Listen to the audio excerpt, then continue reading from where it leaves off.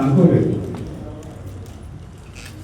తర్వాత దత్త ఆలయం కట్టాలని చెప్పేసి, నక్షత్రాలు కట్టాలని చెప్పేసి ఒక తీర్మానం చేసుకున్నాం. ఆ నక్షత్రాలు ఈ ఊరికి దొరకలేదు. నాకు చాలా కష్టంగా అనిపించింది. మా ఊరికి దొరకలేదు, ఇవ్వలేదు.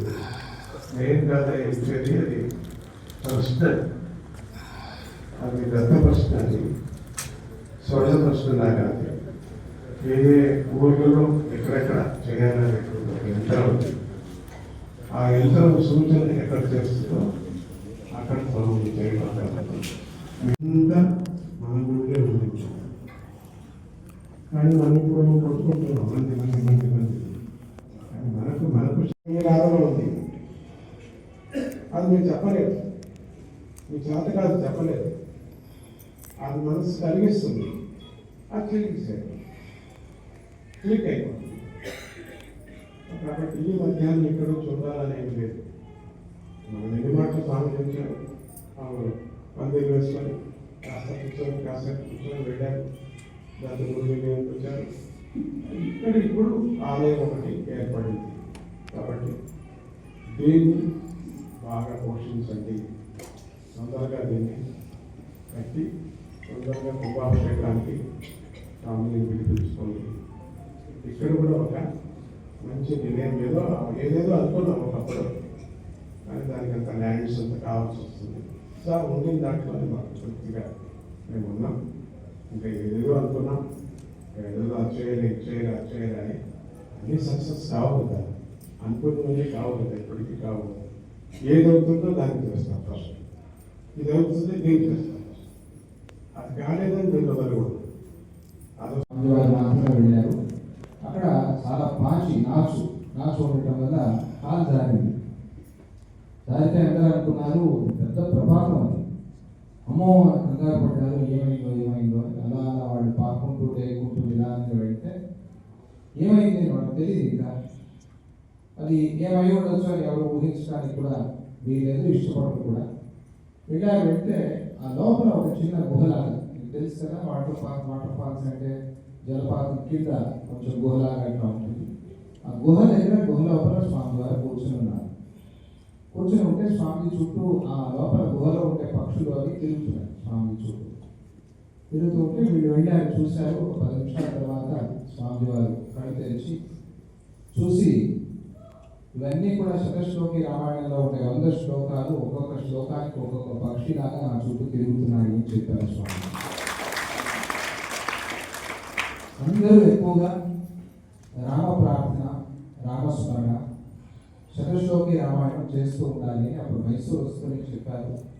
ఒక 3 సంవత్సరాలు శతశ్లోకి రామాయణం జరిగింది. అప్పుడు ఆ సందర్భంలో సంకల్పించిన దేవాలయమే మన ఒంగోలు రామాలయం. అది విషయం. చరిత్ర తెలియాలి.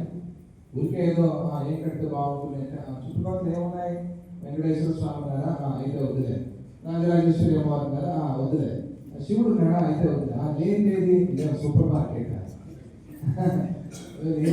లేని ఫ్యాక్టరీ ఏది, జీన్స్ ప్యాంట్లో ఏది కంపెనీ అన్నట్టుగా కాదు. ఇది ఒక కారణంతో గురువుల సంకల్పంతో వచ్చిన దేవాలయం మన ఒంగోలు రామాలయం. ఇది అందరికీ తెలియాలి. తర్వాత మీరు స్వామి గారు చెప్పినట్టుగా మీ పిల్లలకి చెప్పుకోవాలి. శతశ్లోకి రామాయణం మహాయాగంలో ఆ ఆలయం, శతశ్లోకి మహాయజ్ఞం పూర్ణాహుతి అయోధ్యలో జరిగింది కదా, అందరికీ తెలుసు. అయోధ్యలో జరిగినప్పుడు అయోధ్యలో రామాలయం తొందరగా రావాలి అని అక్కడ స్వామి వారు సంకల్పం చేయడం, అయోధ్యలో రామాలయం కూడా రావడం, అదే సమయంలో మనకి ఇక్కడ అనుమతి ఇవ్వడం, ఇచ్చి అక్కడ రామాలయం అవుతోంది, మనం కూడా తొందరగా ఇక్కడ రామాలయం కట్టుకోవాలి అని మాకు అన్నారు. అలా అయోధ్యతో సంబంధం ఉండేటువంటి రామాలయం, అయోధ్యలో గుర్తు చేసుకున్నారు మన ఒంగోలు రామాలయాన్ని. అయోధ్య ఆశ్రమ శంకుస్థాపన సమయంలో గుర్తు చేసుకున్నారు స్వామిజీ. అది సంతోషించారు. అక్కడ శంకుస్థాపన చేస్తూ ఆశ్రమం అయోధ్య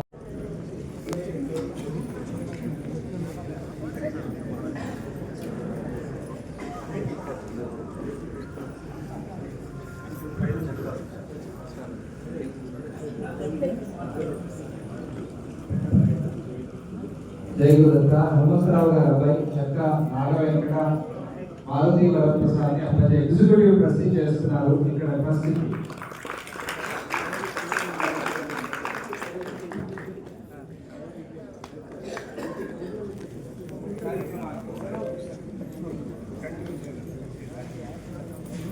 చాలా ఏళ్ళగా సార్